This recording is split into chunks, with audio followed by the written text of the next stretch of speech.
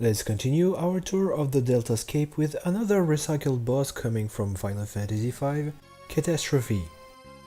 Located in the same area as Alteleute, you could choose to fight it before or after the latter. Unfortunately, its name heralded its awfully low difficulty because of one weird trick that would allow you to simply squash it down. Yet it had some interesting spells and skills.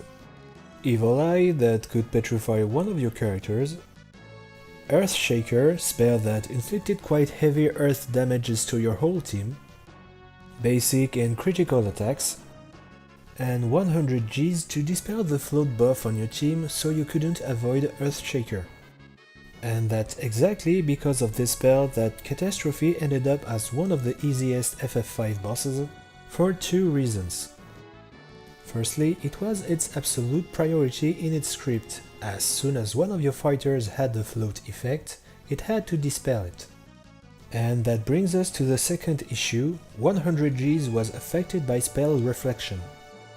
Yes, you should have guessed by now, if you didn't already know it. If you cast float on your team before starting the encounter and immediately summon the carbuncle to apply reflect on your whole team at the beginning of the battle, Catastrophe would only cast 100 Gs that would then be reflected back to it, allowing you to pummel it without giving a hoot about the damages received. Now let's take a look at its FF14 appearance that, fortunately or not, is a real challenge.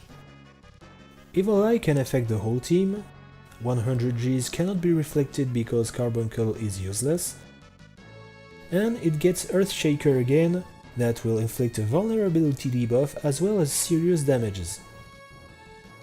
Floating plays a major part in this battle as it is used to avoid what's on the ground but exposes you to airborne mechanics. Its grasp on gravity has been amplified with a dark AoE akin to Quicksand Pits, minus 100 Gs that will take your characters to the moon, not, some other gravity named AoEs, and its tentacles that are finally put to good use instead of just being part of its chara design, since they act as epicenters of another earthquake-style AoE. The other countermeasure it has to prevent float abuse is those nice yellow circles that petrify someone airborne. There is also a dark blue version aimed at players on the ground.